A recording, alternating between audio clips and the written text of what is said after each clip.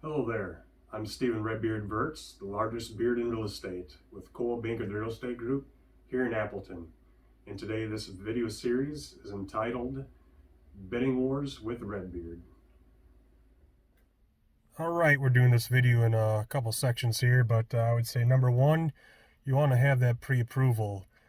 Without the pre-approval, if you're in a bidding war, you might as well call it quits right there. For instance, I had one buyer. One point in time, we were up against other offers.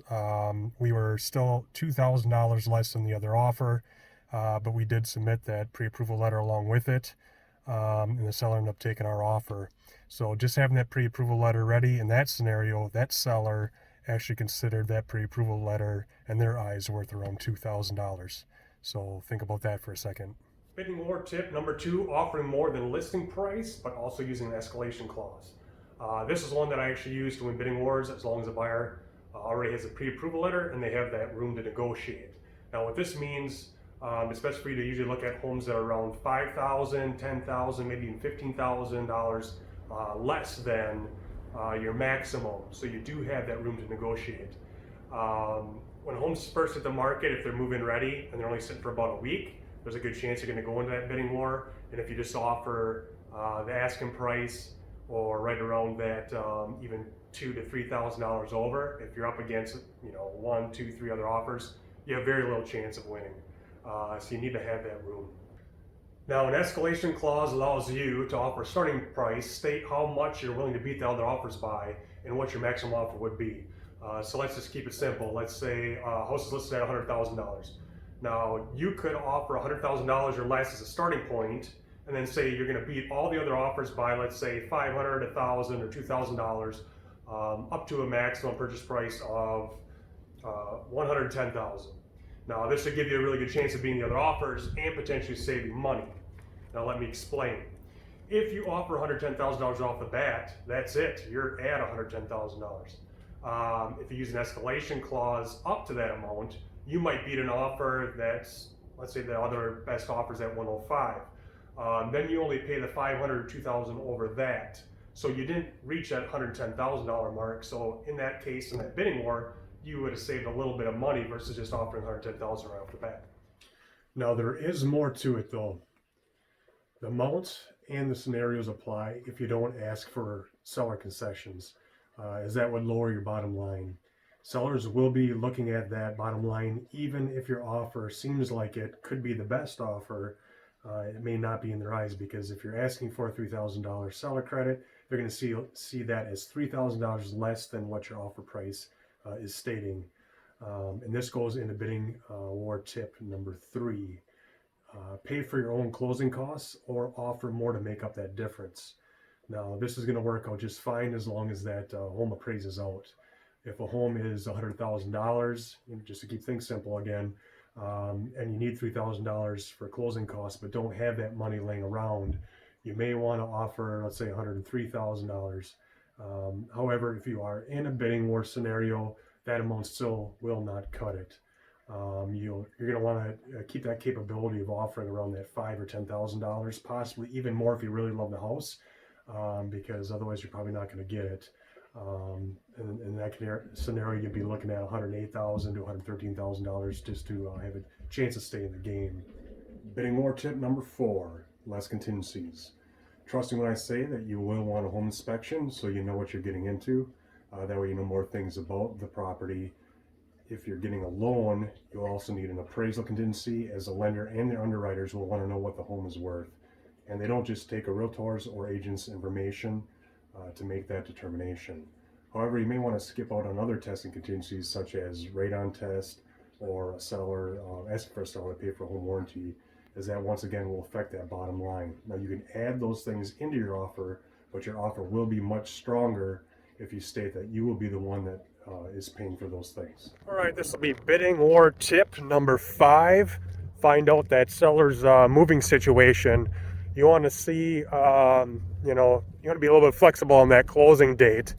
You can also have a little bit more power if you'd offer a post-closing occupancy.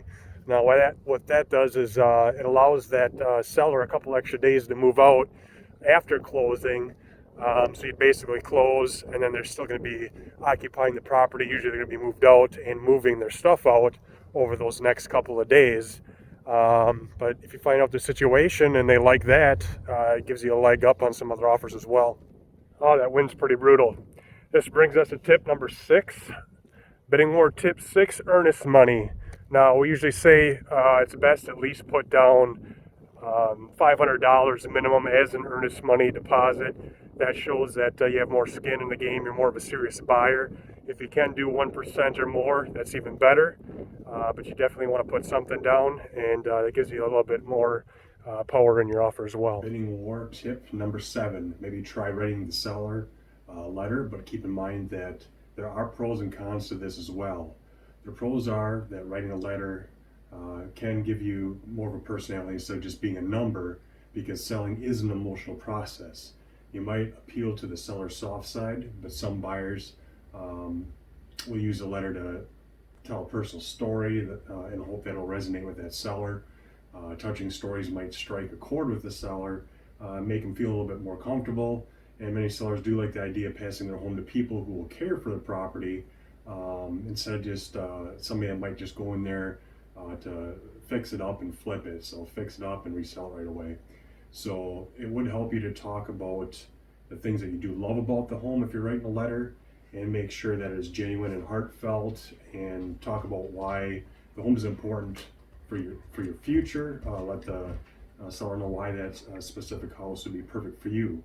Now, a handwritten letter is best, or you can use a handwritten type font in a program, which I can also help you with if needed, along with some sample letters that you can use to start your own. Use it as a template.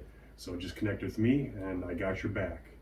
Now, the cons, writing the seller can actually also hurt you. It can undercut your power during negotiations, because believe it or not, letting a seller know how much you want to buy their house can actually hurt. The seller might interpret it as being buyers are showing their hand, and it could weaken your position in negotiation. It can also make the seller feel uncomfortable, because sometimes a personal letter can offer too much information. If you do make that seller feel a little uncomfortable, you can easily ruin your chances at getting that home. A buyer could also inadvertently come off as being insensitive. One of the biggest cons, though, of writing a personal letter is that it could lead to discrimination. A buyer might reveal personal information that prejudices the seller against them. And the Fair Housing Act states that buyers and sellers cannot discriminate on the basis of race, color, sex, religion, national origin, disability, or familial status. But this does not mean that discrimination doesn't occur. Some sellers' agents won't even share a personal letter if it contains certain information, like a photo or information about the potential buyer's status in any protective class, because rejection of such of an offer could actually be interpreted as a Fair Housing Act violation. Now, I could go into more, as there are plenty of things you can do, but the things that I mentioned throughout this video are the main ones that you can use to help you. So be sure to connect with me if you want to learn more about this topic or any other topic you wish to discuss.